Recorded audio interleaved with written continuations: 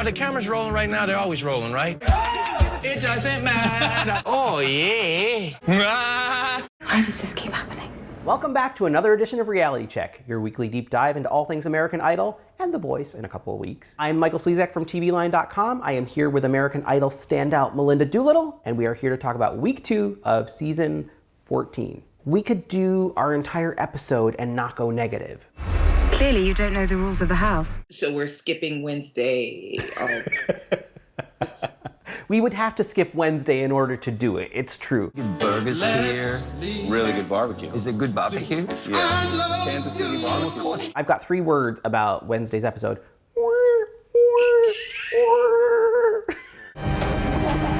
Shine.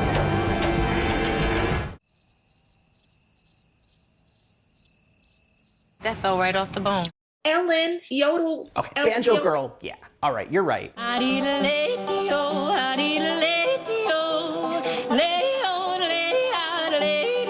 Why didn't Banjo Girl try out in New York? Because then it would have created this tower of idolosity on Thursday, and then Wednesday they could have just shown 2 episodes of Mindy Project. From the ground came a bowling good.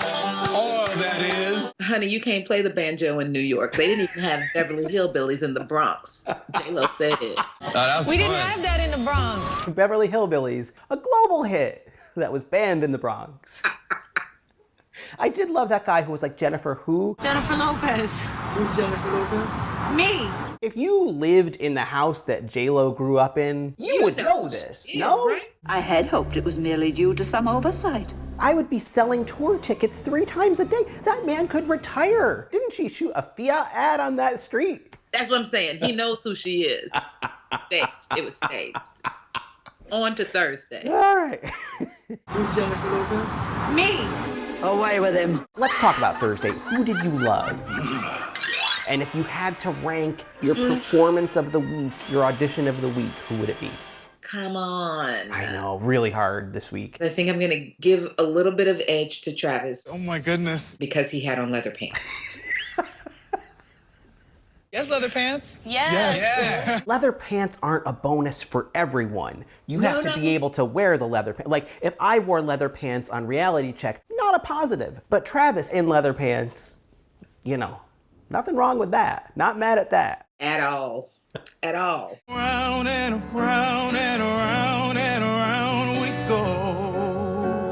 I did feel like he had like a little bit of problems at the top part of his range, just like controlling it.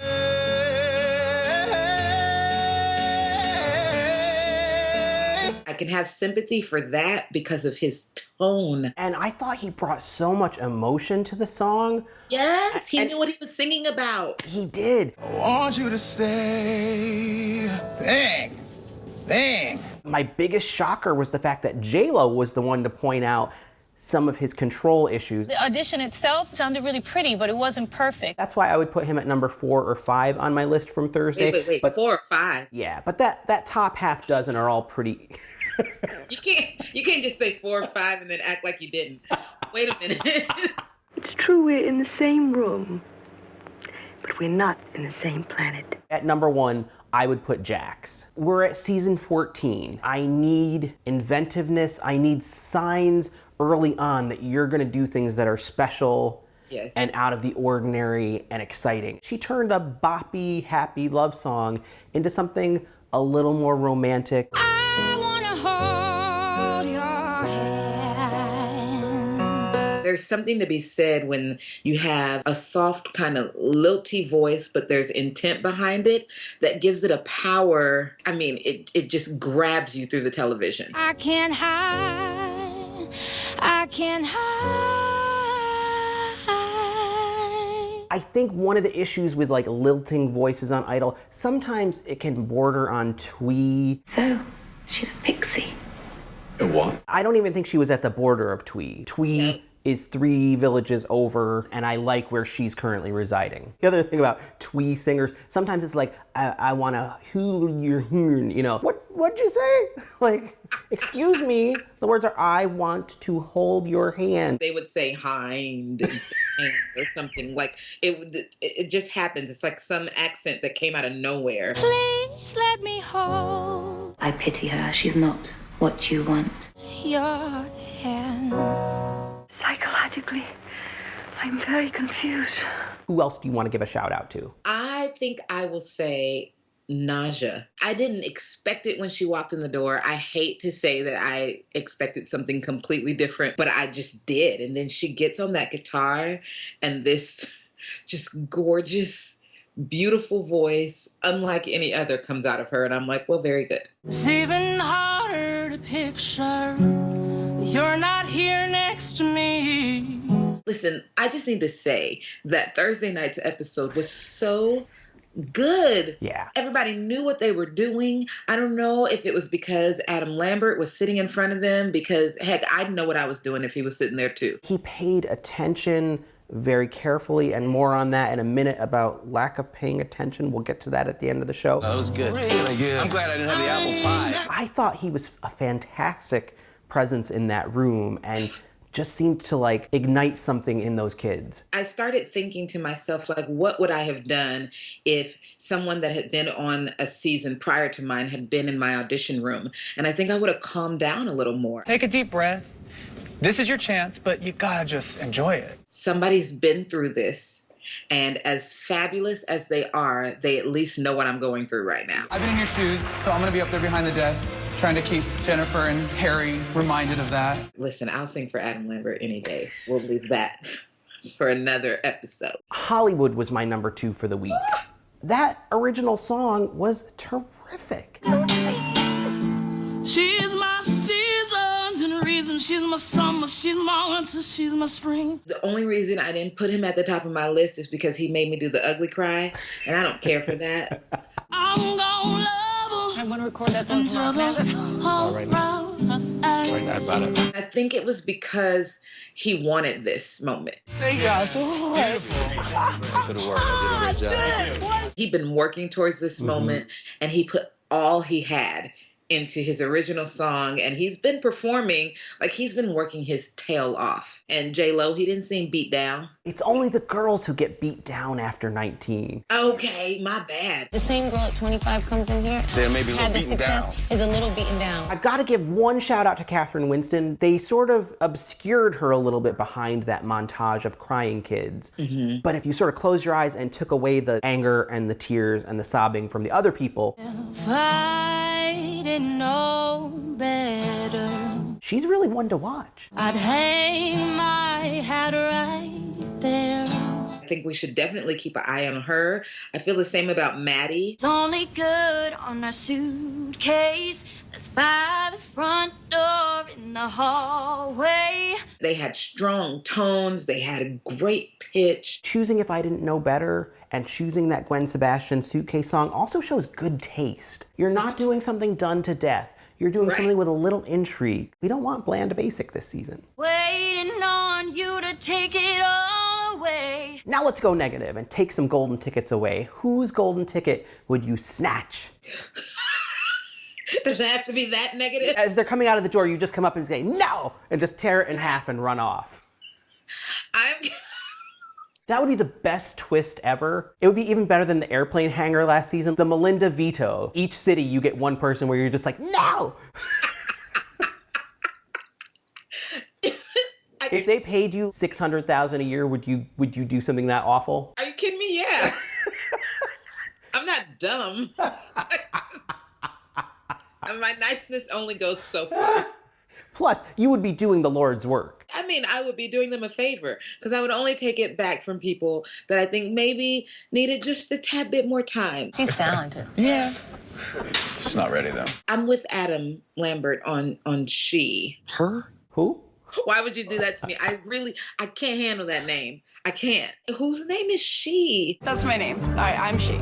Her? That being said, I feel like she was pretty much being a carbon copy of Amy Winehouse. And I miss your ginger hair and the way you like to dress. I mean, that's what Harry Connick Jr. said. It really sounded like an Amy Winehouse impression. I thought that it was leading to a figure out who you are and then come back. I don't know if you're ready yet this year. But it wasn't. It's like figure out who you are and come back in a month. We say yes.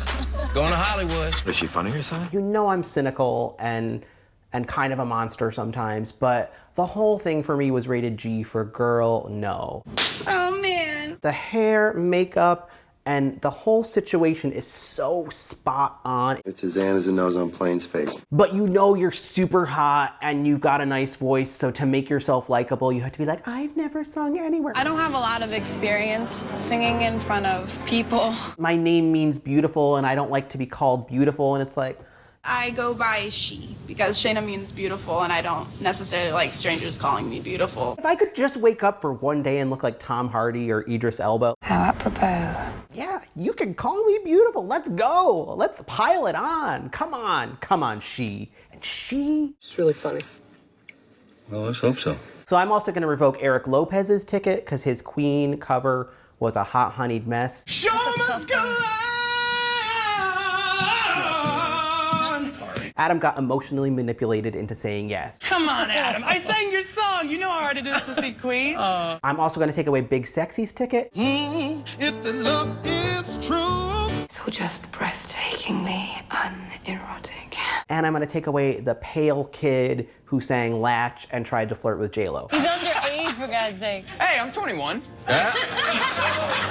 And because no episode of Reality Check can pass without us throwing a couple balls of mud at highly paid people, Let me show you how to do it. I want to discuss Harry and Keith and their sometimes disrespectful behavior during auditions. Where's Burger be the best place we could go for barbecue? Let's go. Get a burger. I would be devastated if I was singing my heart out on this one day that I think can make a complete difference in my life, and the judges are just sitting there talking. And frankly, even if they'd said, you know, Big Sexy, no, because when you're playing to a room, you need to engage everyone and bring everyone in, and you failed to do that, therefore I say no, I would have respected that. But they were more committed to their shtick about Kansas City barbecue than they were about doing their job. You know, one of the best places for burgers. That's right. Yo, man, baby, no.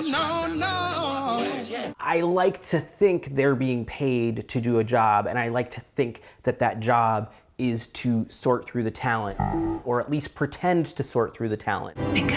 Whether the producers are doing it for them or not, I would like to think that they're engaged on some level, and when they do that kind of shtick, it makes me think someone gave Harry a note and said, you should try to be the Blake Shelton of the panel, because that's good for ratings, and you should create a bromance with Keith. Don't exploit it when you have a contestant standing there. Just pay attention, and then when they leave the room, bromance it up. I don't care. And I'll say this for Blake Shelton. And I specialize in 16-year-old girls. You don't see him doing shtick while people are singing. I mean, he is shtick-tastic, but when they're singing, he is like...